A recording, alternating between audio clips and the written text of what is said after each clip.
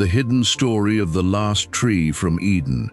Ancient tradition revealed somewhere behind a guarded gate, Scripture tells us, a tree was left standing. Not destroyed, not uprooted, simply guarded, sealed away by cherubim and a flaming sword, beyond human reach, at the very end of the 3rd chapter of Genesis. The tree of life, the one tree in Eden whose fruit, the text says, could have granted humanity endless life had it been eaten after the fall rather than before it. Genesis never tells us the tree was destroyed. It tells us access was cut off. And for centuries afterward, one insistent question kept surfacing in Jewish and Christian tradition alike. Did that tree remain somewhere still standing? And if the smallest trace of it ever left that guarded garden, where did it go, and what did it eventually become? Tonight, we are going to trace one of the most elaborate, most historically documented answers ever given to that question. A medieval legend, spread across centuries, multiple languages, and several major branches of the Christian world, claiming that a single seed, or a single branch, from Eden's own trees, survived the fall of humanity, and traveled, generation after generation, toward a destination its earliest tellers considered the most significant wooden object in all of human history. Let's be honest from the very beginning about the category of story we're examining tonight. This is not a biblical account. Genesis does not describe a seed leaving Eden, and no canonical scripture, Old or New Testament, traces the wood of any later object back to the garden. What we are tracing tonight is a real, extensively documented medieval Christian legend, generally known as the legend of the Holy Rood, or the legend of the True Cross, a tradition that grew over many centuries, connecting Eden's tree of life to Solomon's temple, to a pool near Jerusalem, and ultimately, in its full medieval form, to the wood believers came to associate with the cross of the crucifixion itself. By the end of tonight's investigation, you will understand exactly how this legend developed, which historical texts actually preserve it, how it spread across medieval Europe and the Christian East, and why, even as an acknowledged legend rather than scripture, it captured the imagination of 1,000 years of believers, artists, and storytellers. To understand why this particular legend took root so deeply, we need to understand the medieval Christian world's relationship to sacred objects and sacred storytelling more broadly. By the 4th century, following the conversion of the Roman Empire under Constantine, Christian communities developed an intense, widespread devotion to relics, physical objects believed to carry a tangible connection to sacred events. Constantine's mother, Helena, is credited by early Christian historians with traveling to Jerusalem and identifying what tradition held to be the remains of the cross itself, an event that became foundational to centuries of subsequent veneration surrounding the wood of the crucifixion specifically. Once devotion to the wood of the cross became firmly established within Christian practice, a natural narrative question followed. One medieval storytellers across many centuries felt compelled to answer, where had this specific wood originally come from? Ordinary trees, cut for ordinary purposes, felt theologically insufficient to many medieval Christian writers for an object they considered central to human salvation. Into that narrative gap, over the course of several centuries, a rich and elaborate legend developed, drawing together threads from Jewish tradition about Eden, apocryphal writings about Adam and his son Seth, and Israel's own scriptural history involving Solomon's temple. This was also a period, especially across the early and central Middle Ages, defined by widespread illiteracy outside monastic and clerical circles, meaning stories like this one were transmitted largely through preaching, visual art, drama, and oral retelling, rather than through direct reading of written sources by most ordinary believers. A vivid, emotionally resonant narrative tracing sacred wood back to paradise itself was, in this context, an enormously effective vehicle for teaching, memory, and devotion, regardless of its non-canonical status.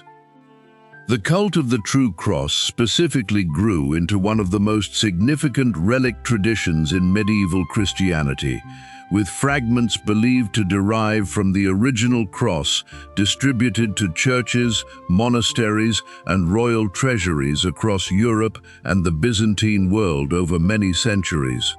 Historical accounts from figures like the pilgrim Egeria, writing in the late 4th century, describe elaborate veneration ceremonies already taking place in Jerusalem around a relic believed to be the cross, complete with careful procedures to prevent pilgrims from attempting to bite off fragments to take home as their own personal relics. This intense, widespread devotional culture surrounding the physical wood of the cross created exactly the kind of environment in which a fuller origin story, tracing that wood backward through history to Eden itself, would find an eager and receptive audience across many generations of believers. The legend's earliest developed form centers on a figure given only brief attention in Genesis itself, Seth, the third son of Adam and Eve, born after the death of Abel. According to various versions of this medieval legend, drawing on earlier apocryphal traditions about Adam's life after his expulsion from Eden, Seth is sent back to the garden's guarded gate as his father Adam approaches death, seeking oil from the tree of mercy, sometimes identified in these traditions with the tree of life itself, believed capable of healing or restoring his dying father. Different versions of this apocryphal tradition handle what happens next somewhat differently. In some tellings, Seth is denied the oil directly, but is instead given a seed or several seeds from the tree, along with the instruction to plant it upon his father's grave once Adam has died. In other related versions, an angel, sometimes named as Michael within these specific apocryphal texts, grants Seth a vision of the future rather than a physical object, showing him what would eventually come from the seed once planted. It's important to pause here and be precise about categories, exactly as we've done throughout this series. These accounts of Seth's journey are not found in Genesis and are not part of the Hebrew Bible or the New Testament in any Christian tradition. They draw instead on a wider body of ancient and medieval apocryphal literature concerning Adam and Eve, including works like The Life of Adam and Eve, known in various forms across Greek, Latin, and other ancient languages, texts that circulated widely among certain Jewish and Christian communities without ever achieving canonical status. The Seth legend, as it developed into its fuller medieval Holy Rood form, represents a later Christian elaboration built upon this earlier apocryphal foundation, rather than a direct continuation of the biblical text itself. According to the developed legend, the seed Seth plants grows, over time, into a tree, the beginning, storytellers claimed, of a single unbroken thread of sacred wood, running from paradise itself all the way to the events of the New Testament. The earlier apocryphal tradition underlying this legend deserves a closer look, because it circulated widely enough to shape more than one later religious tradition. The life of Adam and Eve, surviving today in several distinct ancient versions, including a Greek text often called the Apocalypse of Moses and a related Latin version, describes Adam's final illness in considerable narrative detail, including his gathering of his children to recount the story of the fall, and Eve and Seth's subsequent journey toward paradise, seeking relief for his suffering. These texts likely originated among Jewish communities in the centuries around the turn of the era, before being copied, translated, and adapted by various early Christian communities, who added their own theological emphases over time. This layered transmission history, spanning Jewish and Christian communities across many centuries and languages, is precisely the kind of evidence scholars rely on when tracing how an apocryphal tradition gradually accumulates new details and new audiences as it spreads. The legend's next major chapter concerns King Solomon, and here the story takes a genuinely strange, almost comic turn that medieval audiences apparently found compelling precisely because of its unexpected humility. According to the fully developed legend of the Holy Rood, preserved in various medieval texts, including the Middle English poem generally known as Cursa Mundi, and elaborated further in later collections, like Jacobus de Voragines' widely circulated 13th century compilation known as the Golden Legend. The tree descended from Seth's planted seed eventually grows to an enormous size. When Solomon undertakes the construction of the temple in Jerusalem, his builders cut this tree down, intending to use its wood as a beam within the new temple structure. But the wood, the legend insists, simply would not fit. According to these medieval accounts, no matter how the builders cut, measured, or adjusted the timber, it proved either too long or too short for every purpose they attempted, ultimately forcing them to set it aside entirely, unused, and place it instead as a simple footbridge crossing a pool or stream near the temple grounds. This detail served, within the medieval retelling, a clear symbolic and devotional purpose. The wood destined for humanity's redemption could not be repurposed for any ordinary human building project, no matter how sacred that project might otherwise be. Some versions of the legend further claim the Queen of Sheba, visiting Solomon and encountering this footbridge, either refused to walk across it or received a prophetic vision concerning its future significance, a detail that appears in various forms across different medieval retellings, with real variation between individual manuscript traditions in exactly how this episode unfolds. Once again, it's worth stating clearly, none of this appears anywhere in the biblical account of Solomon's temple construction found in the books of Kings or Chronicles. This entire episode belongs entirely to the medieval legendary tradition, layered onto the biblical narrative many centuries after Solomon's own historical era. It's also worth noting how much individual variation exists between different medieval manuscripts telling this same basic episode, which is itself typical of legends transmitted primarily through oral retelling and independent scribal copying across different regions, rather than through a single authoritative written source. Some versions specify the tree grew from 3 separate seeds rather than one, representing the Trinity within later theological readings of the story. Other versions place the discarded timber beneath a specific pool, later associated with healing miracles described in the Gospel of John, drawing yet another thread of biblical narrative into the legend's expanding web of connections. This kind of accumulating detail, added by successive tellers across different times and places, is a hallmark of exactly how medieval legendary material typically develops and spreads, each community adding elements that resonated with their own particular devotional interests and local traditions. The legend's final major movement carries this wood forward across many additional centuries, arriving eventually at the New Testament period itself. According to the fullest medieval versions of this tradition, the timber remains in or near this pool for generations, until, shortly before the crucifixion, it is recovered and used by Roman authorities in the construction of the cross on which Jesus is executed.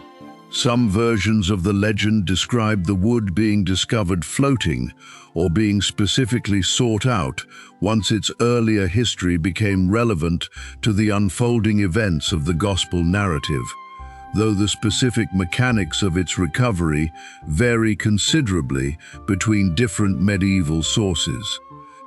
This is, without question, the legend's most theologically loaded claim, and the one that gave the entire tradition its lasting devotional power across medieval Christendom. If true, within the logic of the story itself, it would mean that the very tree whose fruit was associated with humanity's fall in Eden ultimately provided the wood for the cross associated, within Christian theology, with humanity's redemption. A single continuous thread of wood connecting the opening chapters of Genesis to the central event of the Gospels. It's worth being fully direct about the historical status of this claim. There is no archaeological, textual, or historical evidence connecting any specific tree from Eden to the actual wood used in Roman crucifixion practice in first-century Judea, and responsible historical scholarship does not treat this narrative thread as a factual chain of physical custody. The legend functions, and was almost certainly always understood by its more theologically sophisticated medieval tellers, primarily as typological storytelling, using a symbolic narrative structure to express a theological conviction already present in earlier Christian thought, particularly in the writings of early church fathers, who frequently drew deliberate parallels between the tree in Eden and the cross, describing Christ's death using language that consciously echoes the fall narrative, tree for tree, without necessarily claiming any literal, physical continuity of wood between the two events. This typological pattern is documented considerably earlier than the fully developed medieval legend itself.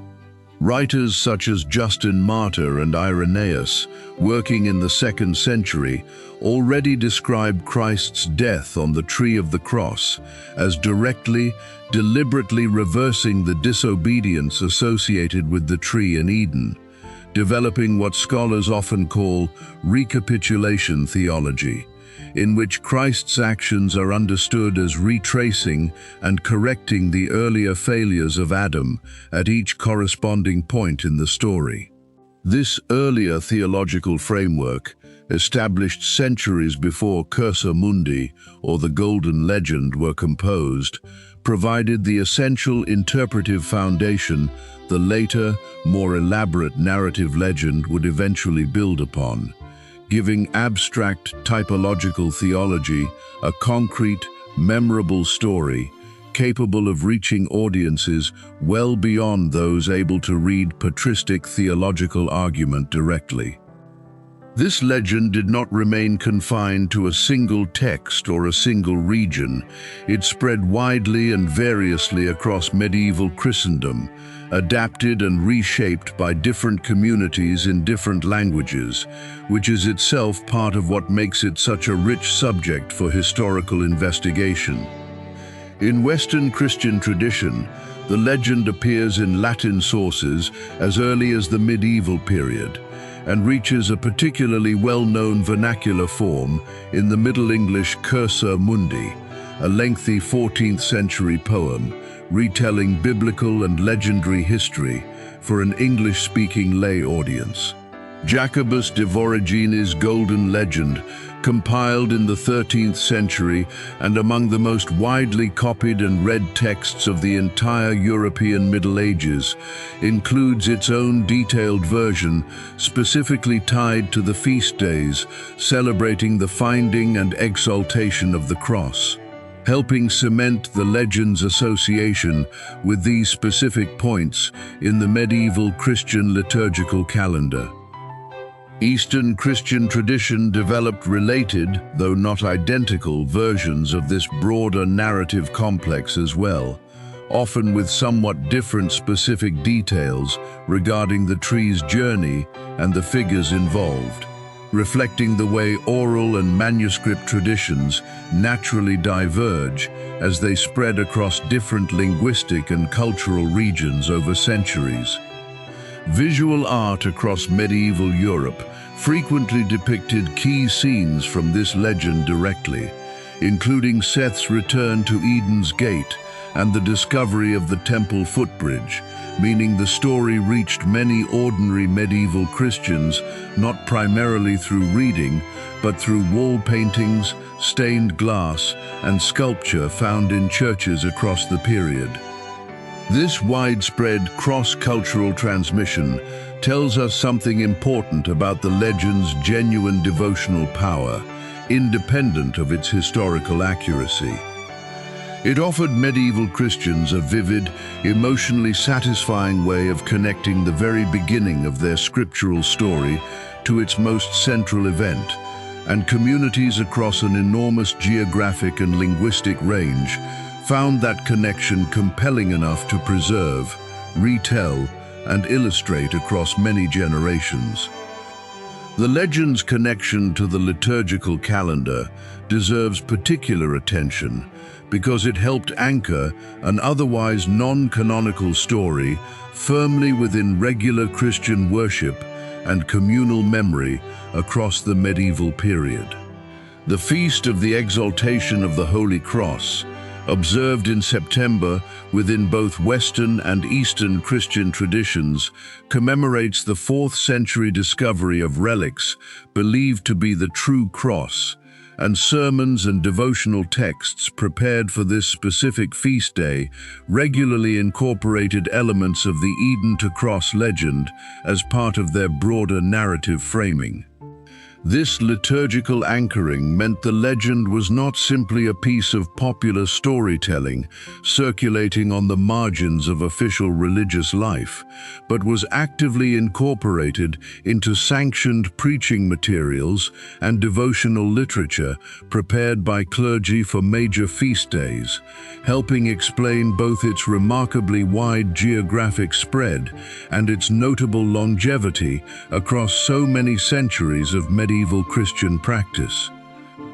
So how should we responsibly understand this legend today, once we've traced its actual historical development carefully? Not as suppressed biblical truth. This story was never part of any canonical scripture in any major Christian tradition, and its medieval tellers themselves generally understood it as pious legend and devotional storytelling, not as a claimed addition to Scripture's own authority.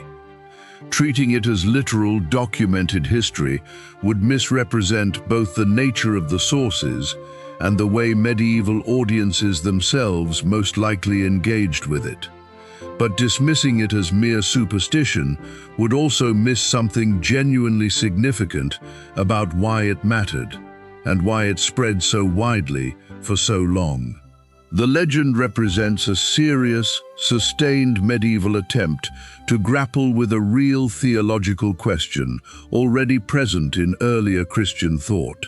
What is the relationship between humanity's fall in a garden and humanity's redemption on a cross? Long before the fully developed legend of the Holy Rood took shape, early Christian writers were already drawing deliberate literary and theological parallels between these two trees, using the imagery of one to interpret the meaning of the other.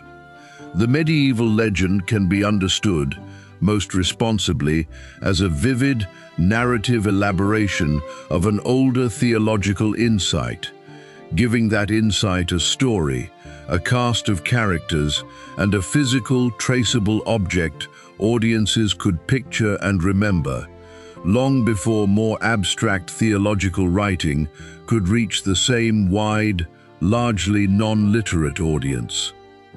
This kind of narrative elaboration of theological ideas was not unique to this particular legend within medieval Christian storytelling more broadly.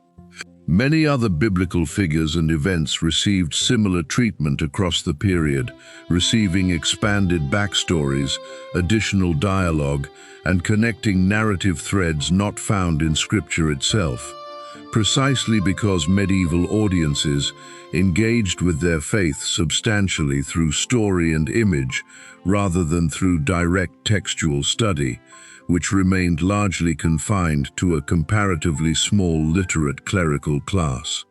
Understanding the legend of the Holy Rood within this broader pattern helps place it accurately, not as a uniquely deceptive fabrication, but as one notably rich and long-lived example of a storytelling practice that was, in its own historical context, a widespread and generally well-understood feature of medieval religious culture. We began tonight with a guarded tree left standing behind Eden's closed gate, and a question Scripture itself never directly answers. Did any trace of it ever leave that garden? We end with something more honest than a confirmed physical relic, a genuinely rich, extensively documented medieval legend, spread across centuries and continents, attempting to answer a question the Bible leaves open by weaving together apocryphal tradition, temple history, and crucifixion narrative into a single unbroken thread of sacred wood. Genesis itself gives us only the guarded silence, a tree left standing, access denied, and no further word on its fate. The legend of the Holy Rood gives us everything Genesis withholds: a seed, a journey, a temple, a bridge, and finally, a cross. Whether or not any reader chooses to take that specific narrative thread as literal history, its centuries-long popularity tells us something durable about the theological instinct behind it.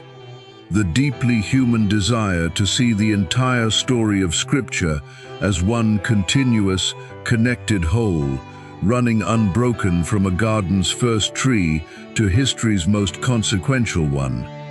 A seed carried by a grieving son, a beam too strange for any ordinary builder's purpose, a footbridge crossed, in some tellings, by a visiting queen who sensed something she could not fully explain. And finally, centuries later, a cross. Whatever else this long legendary chain tells us, it preserves, in narrative form, a conviction that predates the legend itself by many generations, that Scripture's opening tragedy and its central hope were never, in the deepest theological sense, two separate stories at all.